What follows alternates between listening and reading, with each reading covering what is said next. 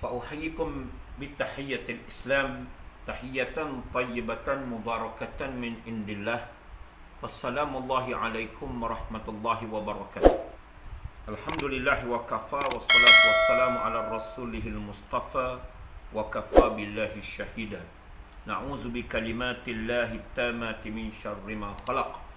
اللهم إنا نعوذ بك من البرص. اللهم إنا نعوذ بك من الجنون. اللهم إنا نعوذ بك من الجزام. اللهم إنا نعوذ بك من سيء الأسقام. Amin amin. Fa'ama ba'du. Yang berusaha Tuan Nazir surah Jumaat, surah Al-Amin di Bandar Tun Hussein On, Abang Syukri, Abang Amiruddin dan abang-abang AJK Surau, Tuan Imam, Tuan Bilal, Tuan Siak, Tuan Noja, hadirin dan hadirat muslimin dan muslimat yang boleh menelusuri kuliah online melalui maya ini yang dianjurkan oleh Surau Jumaat Al-Amin Bandar Tun Hussein On. Semuanya Ustaz doakan hafizakumullah wa rahimakumullah.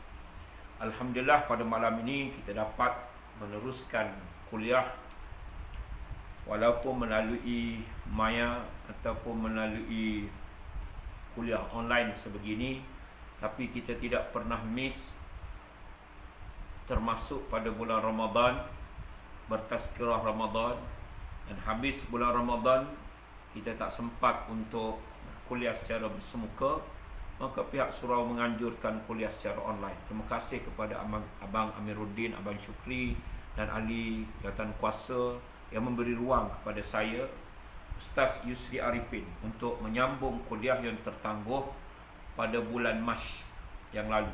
Pada bulan April dan bulan Mei, Ustaz datang bertazkirah Ramadan, tajuknya luar daripada kitab asal. Kitab kita Tarbiyatul Aulad fil Islam, pendidikan anak-anak mengikut acuan Islam. Kita jimatkan masa sambung pelajaran yang tertangguh pada bulan Mac 18 hari bulan yang lalu pada muka surat 136.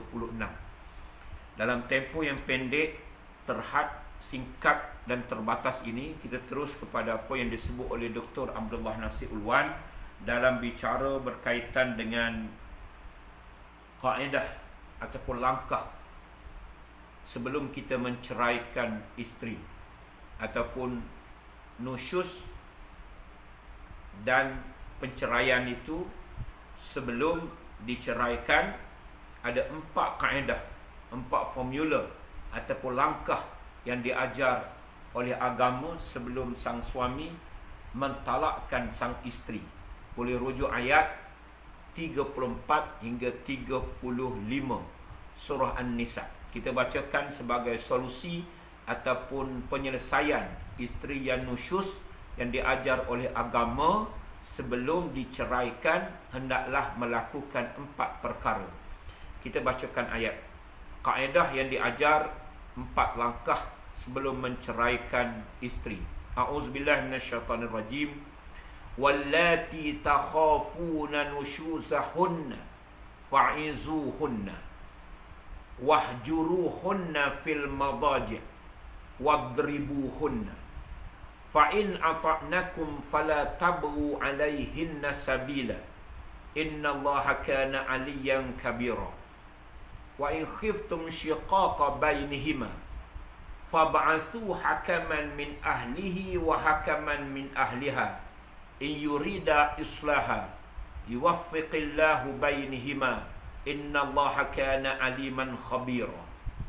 Ayat 34 hingga 35 surah An-Nisa. Boleh jemaah rujuk masing-masing, di mana Allah Subhanahu wa taala berfirman, ayat yang terawalnya ar-rijalu qawwamuna 'alan nisa, kemudian disambung ayat 34 ini fokus kepada penyelesaian solusi, iaitulah isteri yang nusyus sebelum diceraikan. Maka Allah sebut dalam surah An-Nisa ayat 34 hingga 35 ini ada 4 kaedah, 4 formula sebelum dilafazkan talak, sama ada secara sarah ataupun jelas, ataupun secara sarahah ni jelas, ataupun kinayah secara sindiran ataupun kiasan. Allah kata, wallati takhafuna nusyuzahunna fa'izuhunna, dan perempuan-perempuan yang kamu bimbang Takhafu ni yang kamu takut. Khauf ni yang kamu takut, kamu bimbang. Jadi bukan kita takut perempuan ya. Biasa orang sebut lelaki ini ada penyakit TB. Apa dia TB? Takut bini. Sebenarnya bukan TB. Dalam ayat Al-Quran dia sebut wallati takhafuna nushuzahunna. Boleh nampak wallati takhafuna nushuzahunna. Takhafuna ini perkataan iaitulah kamu bimbang. Jadi bukan takut bini, bimbang pada bini, tapi TBN. Sepatutnya kena tambah TBN, bukan TB. TB tu takut bini kan. Ni bukan. Allah kata wallati takhafuna nushuzahunna. Dan perempuan-perempuan yang kamu takut nusyusnya mereka. Dan perempuan-perempuan yang kamu bimbang penderhakaan mereka. So sebenarnya kita takut dia derhaka. Kita takut, kita bimbang dia melakukan nusyus. Lalu kita melakukan 4 perkara. Jadi yang kita takut itu bukan takut pada dia, takut dia derhaka pada kita, kelak dia dapat dosa. Orang yang derhaka kepada sang suami itu berdosa, dosa besar. Dosa nusyus ini tak layak sepatutnya mendapat nafkah. Tapi kita biasa je buat perkara-perkara yang ada bukan 1, 2 saja, bahkan berpuluh perkara masuk kategori nusyus yang ditafsirkan, dihurai oleh Syarafuddin An-Nawawi, Imam Nawawi. Berkata kasar ini melawan cakap suami itu, angkatkan suara, dah dikira nusyus. Dan nusyus itu sepatutnya tak layak menerima nafkah. Tapi sebab kita buat, kita rasa kita berani, kita rasa kita lebih daripada sang suami. Kita kata suami takut pada kita, sedangkan Allah kata wallati takhafuna nusyuzahunna. Dan isteri-isteri, perempuan-perempuan takhafuna yang kamu takut, yang kamu bimbang, nusyuzahunna, penderhakaan mereka. Bukan kita takut pada mereka, tapi kita takut dia jadi isteri yang derhaka.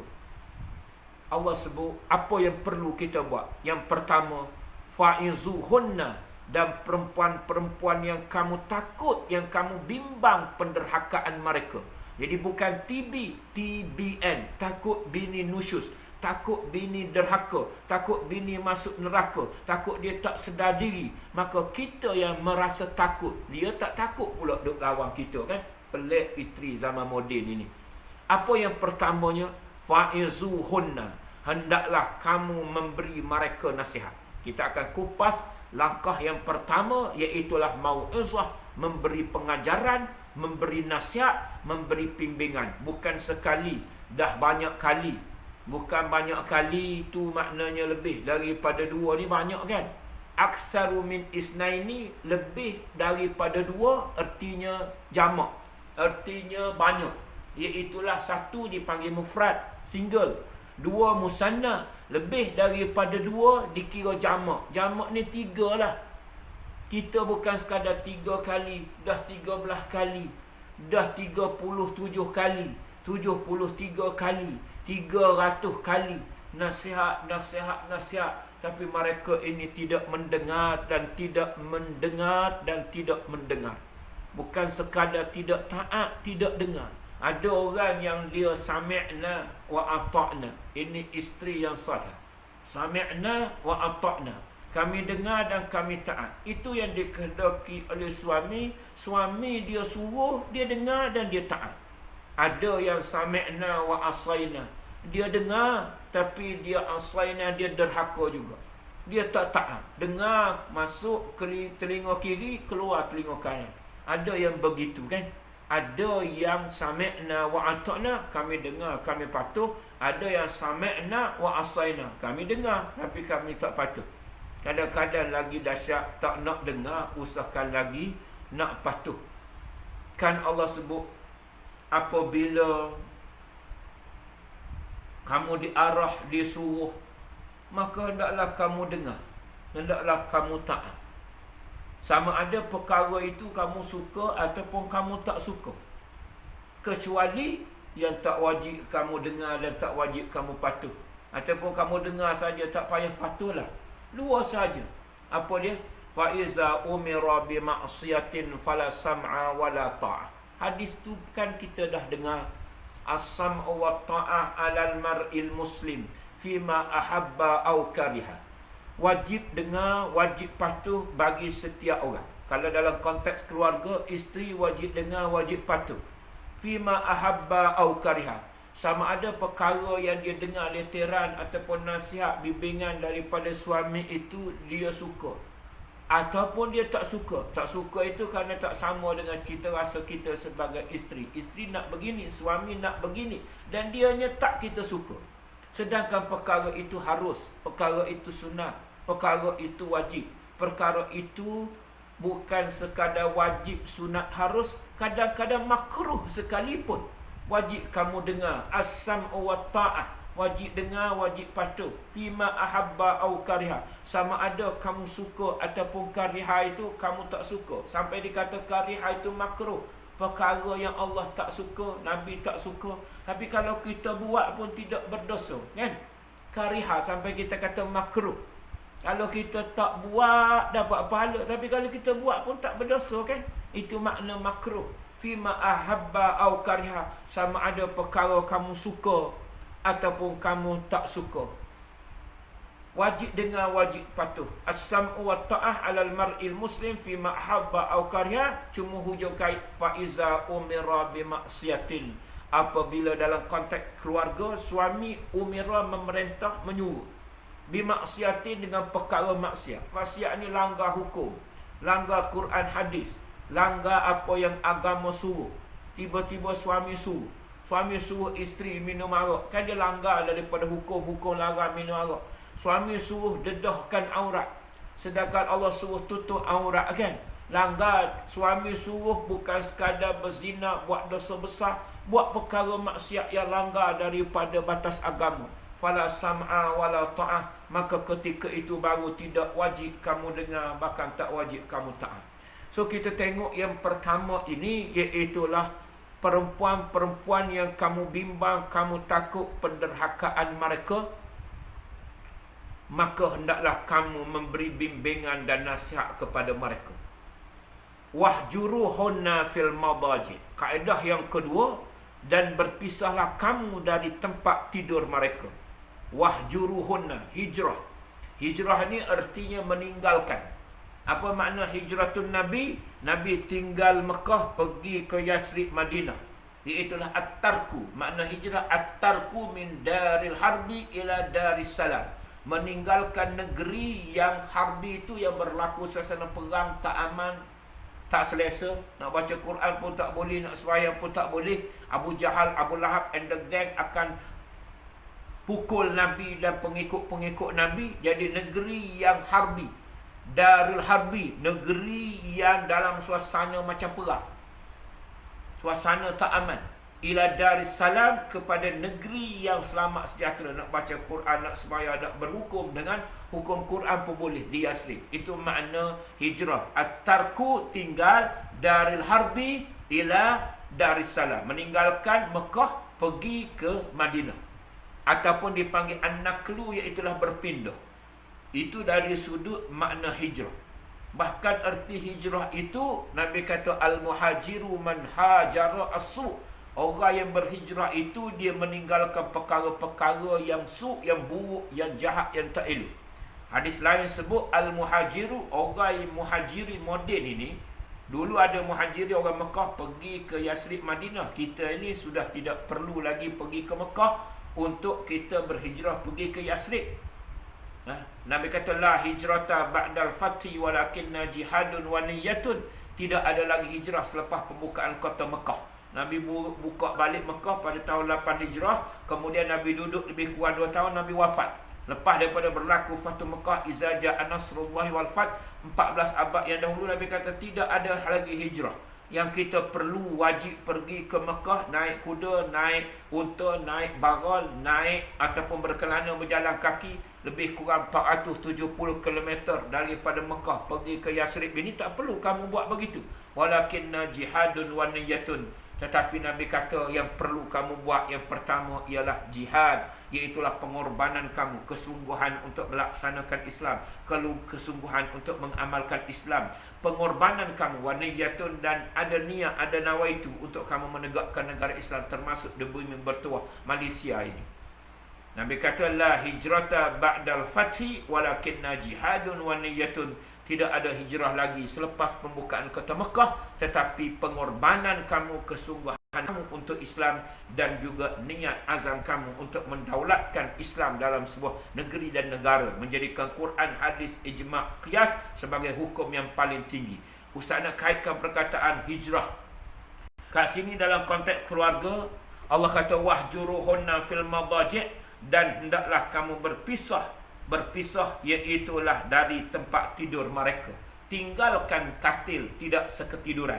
Nanti kita akan kupas secara detail apa makna hijrah fil madanya ni, tempat tidur. Jangan pula kita bergaduh, kita pergi tinggal di hotel. Sebab madaji' ni tempat tidur. Kita tidur tetapi sudah tidak sekatil. Rumah kan ada 3 bilik, ataupun kita tidur dalam rumah yang sama, tapi madaji' itu kita berpisah daripada tempat tidur mereka, iaitulah daripada tilam. Maka Imam Nawawi kata kalau tidur setilam pun kita membelakangkan, tak berpeluk dengan dia, tak tengok muka dia, kita membelakangkan badan, memberi tekanan emosi kepadanya. Nanti kita detailkan apa makna madaji', iaitulah berpisah tempat tidur. Kaedah yang ketiga, wadribuhunna, dan selepas daripada kamu berpisah tempat tidur, perempuan ini masih lagi nusyus dan tidak menjadi isteri yang salihah, maka Allah kata wadribuhunna, maka pukullah mereka. Ada kaedah yang ketiga. Kan kita nak belajar ni ada 4 kaedah sebelum menceraikan isteri, ataupun isteri yang nusyus itu perlu diberi mauizah, peringatan, nasihat, kemudian perlu diwahjuruhunna, iaitulah pisahkan tempat tidur dengan mereka, wadribuhunna, dan pukullah mereka. Nanti kita akan detailkan bagaimana kaedah memukul yang dibenarkan oleh agama. Habis 3. Yang keempat, Allah sambung, fa in ata'nakum fala tabghu alaihinna sabila. Maka jika mereka patuh kepada kamu apabila diberi pukulan dengan tidak syarat mencederakan, tidak boleh pukul di pipi, di muka, di dada, di perut, tidak boleh pukul untuk menyakiti, mencederakan, merosakkan anggota badan dia. Ada syaratnya. Kalau mereka dengar dan tidak nusyuk, maka Allah kata, maka jika mereka patuh kepada kamu, dia sudah tidak derhaka lagi, dia menjadi isteri yang salihah. Allah kata fala tabru alaihinna sabila, jangan kamu mencari jalan untuk memberatkan mereka lagi. Jangan menyusahkan mereka, jangan mendera mereka. Dulu mereka silap, memberi nasihat, mereka tak dengar. Kemudian berpisah tempat tidur, mereka tidak berubah, mereka masih derhaka, lalu kena pukul.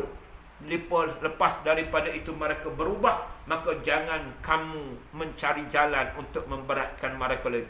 Ampunkan dia, maafkanlah dia, kerana dia adalah isteri kamu, pasangan kamu yang dicipta daripada sulbi Adam, dekat dengan tulang rusuk ini, dekat dengan jantung ataupun hati, untuk disayangi, dicintai, dekat dengan tangan, untuk dilindungi, dipeluki dan dikasihi. Kita memberi maaf kepadanya.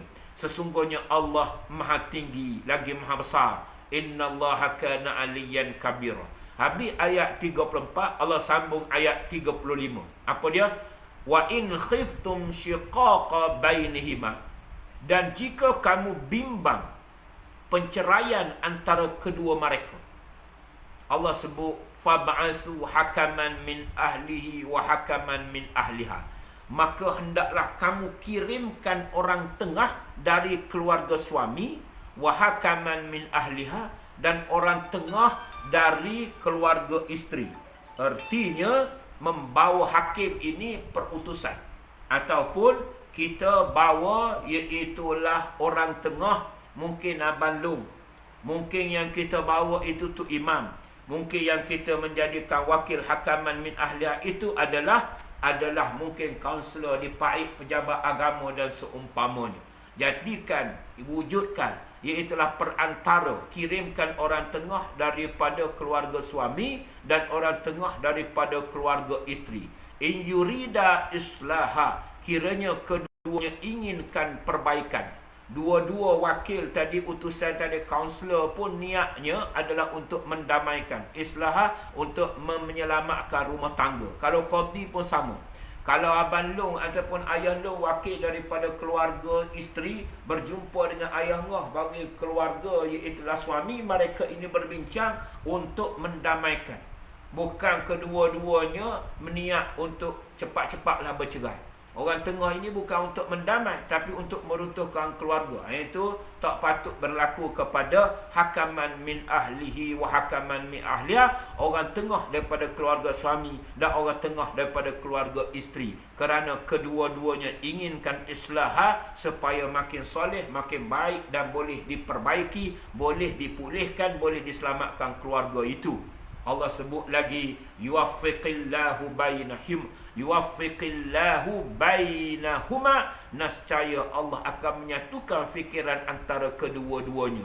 Dua-duanya niat yang baik untuk menyelamatkan keluarga supaya tidak bercerai. Innallaha kana aliman khabira, sesungguhnya Allah itu aliman, maha mengetahui, khabira, maha mengerti. So dalam ayat 34 hingga 35 surah An-Nisa ini, Allah sebut iaitulah isteri yang nusyus. Maka ada 4 kaedah ataupun formula sebelum kita menceraikan isteri. Di antara yang pertama iaitulah memberi nasihat dan bimbingan. Kaedah yang pertama, memberi nasihat dan bimbingan. Yang kedua iaitulah berpisah tempat tidur. Berpisah tempat tidur. Kaedah yang ketiga iaitulah pukul yang tidak mencederakan. Wadribuhunna, pukul yang tidak mencederakan. Dan kaedah yang keempat, yang terakhir sekali, ialah menuju kepada penghakiman. Menuju ada penghakiman, iaitulah masuk campur orang tengah, orang yang waras fikirannya, daripada keluarga si suami, daripada keluarga si isteri, untuk meneliti kemusykilan yang berlaku di antara kedua-dua isteri. Sebab itu kalau di pejabat agama, kaunselor itu dia dengar dulu permasalahan. Bukan terus dia menyelesaikan masalah. Apa muskilnya, apa masalahnya yang diadu oleh sang suami dan sang isteri. Kemudian kaunselor tersebut ataupun orang tengah tadi mencadangkan penyelesaian secara amali untuk memadu dan mengembalikan persefahaman antara mereka. Moga-moga berguna sebelum dijatuhkan talak. Jadi secara khususnya Islam mengajar ada 4 kaedah ini yang mengambil masa yang panjang dan lanjut. Bukan mudah kita kahwin hari ini, kita bagi nasihat sekali, dia tak dengar, kita pun saya ceraikan awak dengan talak 3. Kita berpisahlah sebab awak tak dengar cakap saya. Bukan semudah itu. Sebagaimana payahnya untuk kita beli kereta, payah lagi untuk kita maintain kereta kita tadi. Sebagaimana susahnya kita nak beli kereta, umpamanya lah, susah lagi untuk kita maintain. Bagaimana nak jaga maintenance? Kadang-kadang tayar botok, kadang-kadang minyak hitam, kadang-kadang lampu, kadang-kadang side mirror, kadang-kadang cermin pecah. Itulah masalah dalam keluarga. Mudahnya mungkin kita nak membeli kereta, walaupun bagi orang yang susah payah kan, payah. Bagi orang yang kayanya, iaitulah mudah saja, dia ada duit. Kalau dia nak kahwin, artinya mudah.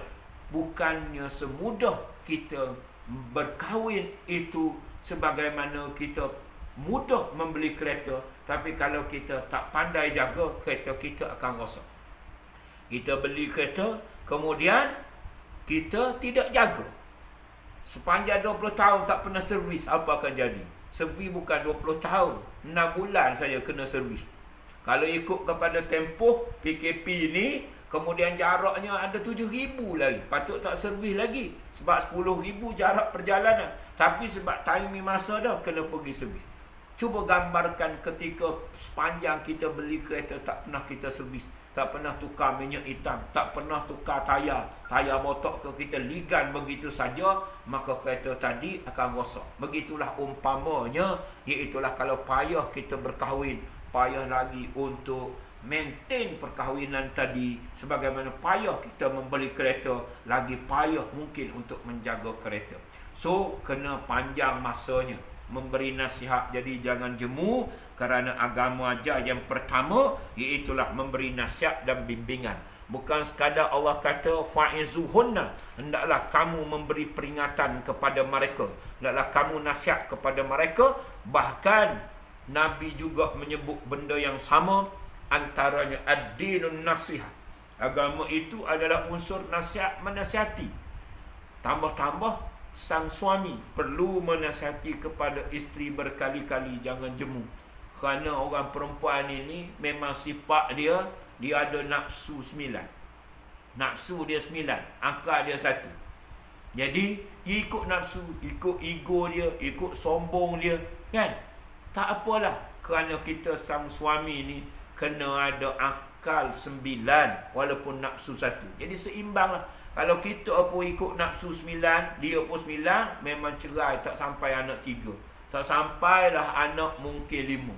Tak sampai dapat anak pun bercerai. Kenapa? Kerana mungkin kita tak sabar, kita ikut nafsu juga, dia ikut nafsu juga. So kena ada 3 huruf. Sad, ba, ra.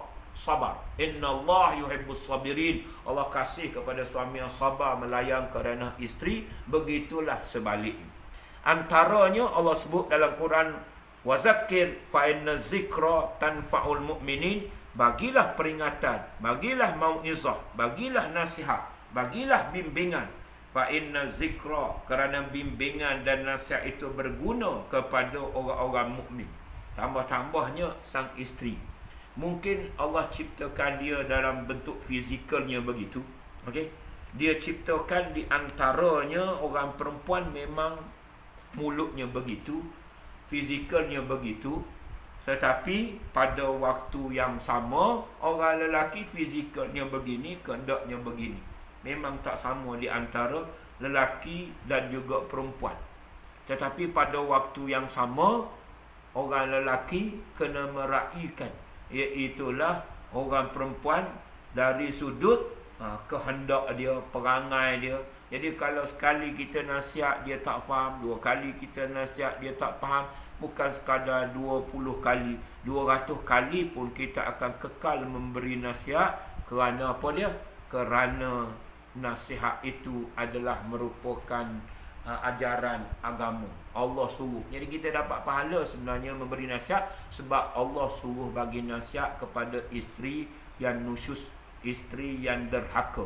Apa ayatnya? Wallati takhafuna nusyuzahunna, dan isteri perempuan yang kamu bimbang melakukan perbuatan derhaka nusyuz, fa'izuhunna, hendaklah kamu menasihati mereka.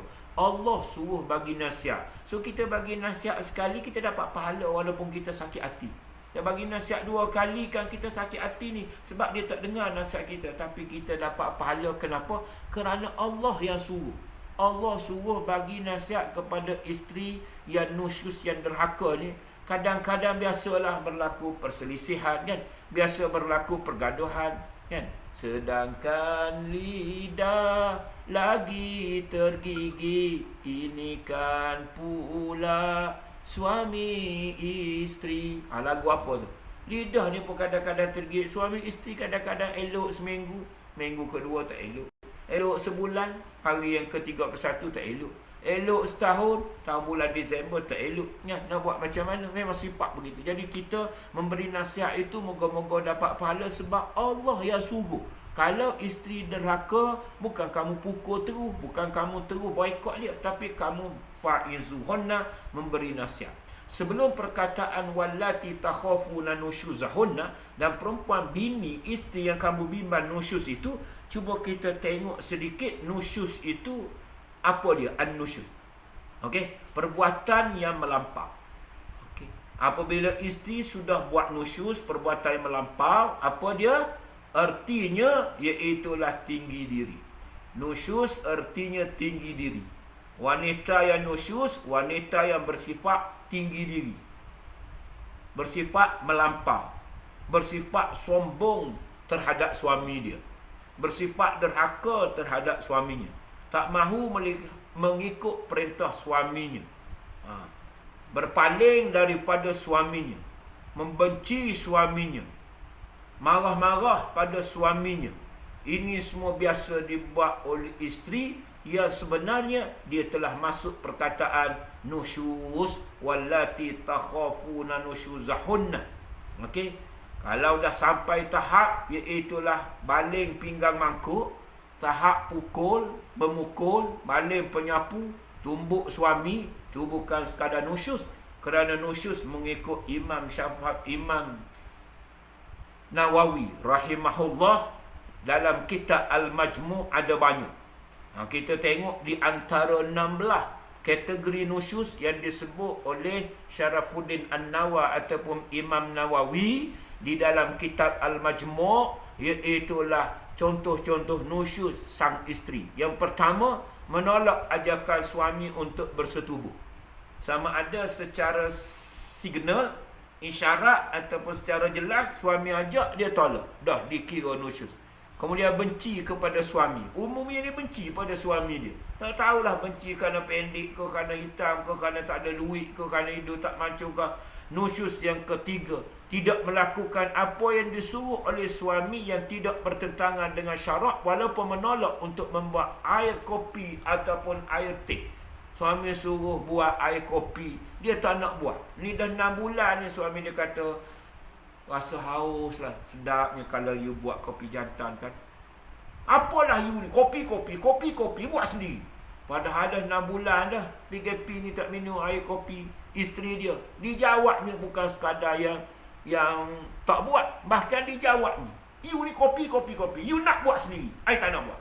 Ini masuk kategori tidak melakukan apa yang disuruh oleh suami. Benda tu kan harus, benda tu kan sunnah. Isteri menengking suami dengan nada yang suara tinggi, banyak buat. Tapi kadang-kadang tak sedar. Kita tengking pada suami itu sebenarnya kita sedang nusyuz. Isteri menengking suami dengan nada suara yang tinggi. Kita ada pasangan yang tahu yang ni suami tak suka suara begini, suami tak suka. Tapi kita suka buat perkara itu yang sepatutnya isteri tadi masuk kategori talihah, bukan salihah. Isteri keluar rumah tanpa izin. Isteri melawan kata-kata suami, menjauhkan diri daripada suami, tak mahu layan suami, meminta cerai kerana suami telah ataupun ingin berkahwin lain. Isteri berkata kesak pada suami, menceritakan keaiban suami kepada orang lain, tidak membenarkan suami menyentuh dirinya ketika suami mahu. Kalau dihurai ni lebih daripada 30 minit, tapi kuliah kita kena 30 hingga 40 minit saja. Tidak membenarkan suami menyentuh dirinya ketika suami mahu. Isteri enggan berpindah ikut suami ke rumah lain di tempat lain. Suami tak nak duduk rumah tu, nak duduk rumah sewa dah, tak nak duduk rumah dia nak duduk dengan mak dia. Kita pun suami duduk menumpang, tapi asyik jadi macam dengan khadam saja. Suami pun nak pindah rumah, dia tak nak ikut rumah sewa, nak duduk rumah sama. Ni dia kategori nusyuz. Tengok kadang-kadang ada dalam drama atau sinetron 7 hari mencintaiku. Yang minat ni tak nak ikut. Isteri bermasam muka dengan suami, nusyuz juga. Membenarkan seseorang yang suami tidak suka masuk ke dalam rumah. Suami dia tak suka kalau dia bawa orang tu, termasuk kawan dia ke sepupu dia, itu pun nusyuz. Tidak mengendahkan panggilan suami pun dikira nusyuz. Dan yang ke-16, mempunyai hubungan rahsia dengan lelaki lain. Ada 16 yang disebut dalam kitab Majmu'. Dia adalah nusyuz yang sepatutnya isteri yang nusyuz tidak layak mendapat nafkah. Kita akan hurai bulan depan, wallati nakhafuna nusyuzahunna, dan perempuan-perempuan yang kamu bimbang berlaku nusyuz penderhakaan ini, fa'izuhunna, hendaklah kamu memberi nasihat kepada mereka sebelum kita melaksanakan cerai yang Allah kata, Nabi kata, agama kata, iaitulah sepotong hadis, abghadul halal ilallah ta'ala at-talaq, perkara halal yang paling dibenci oleh Allah iaitulah talak. Jadi sebelum nak dicerai, wa'izuhunna, bagi nasihat. Cerai itu apa dia? Cerai itu suatu lafaz ataupun satu ucapan yang dikeluarkan oleh suami kepada isterinya. Satu lafaz saja, satu kalimah, satu verb saja, dengan menggunakan lafaz talak. Saya talak awak dengan talak satu, ataupun saya cerai awak dengan talak satu, dengan cerai satu. ataupun seumpama dengannya. Okey, kita tak guna talak, kita tak guna perkataan cerai, tapi menunjukkan iaitulah berakhirnya perhubungan antara suami dan isteri. Dia tak guna lafaz sarahah ataupun terang, tapi dia gunakan kinayah ataupun gunakan sindiran, tapi memberi faham cerai ataupun talak. Jadi abghadul halal ila Allah Ta'ala at-talaq. Semurka-murka, semurih-murih perkara halal yang dibenci oleh Allah ialah at-talaq. Jadi sebelum suami mentalak, menceraikan isteri, maka yang pertama fa'izuhunna, bagi nasihat. Walaupun isteri tadi melakukan 16 kategori nusyuz tadi, bagi nasihat sekali, 2 kali, 3 kali, sampailah beratus kali sebelum kita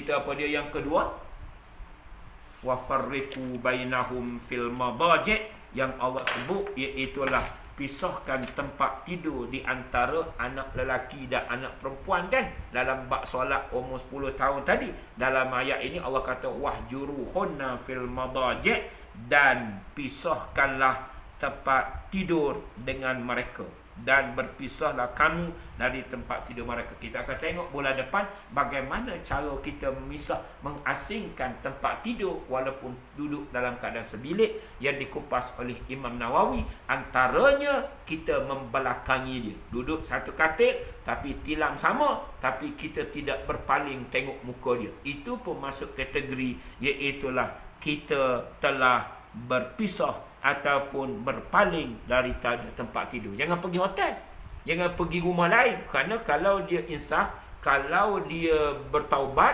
kita tidak ada duduk di hotel. Jadi bagaimana nak menyelesaikan masalah tadi?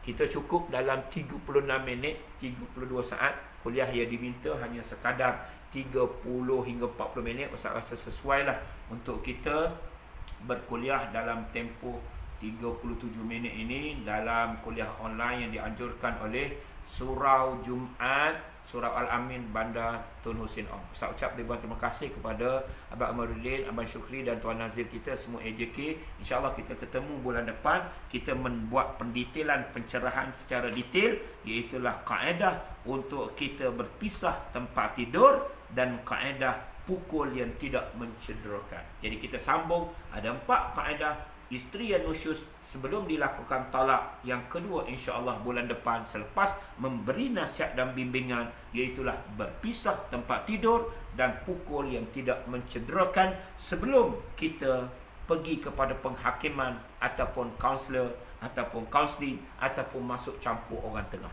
Cukup sekadar itu untuk malam ini.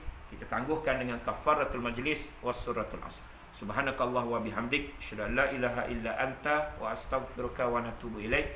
Bismillahirrahmanirrahim. Wal 'ashr innal insana lafi khusr illa allazina amanu wa 'amilus shalihat wa tawassaw bil haqq wa tawassaw bis sabr. Wallahu a'la wa a'lamu bis shawab. Jazakallahu khairal jazaa.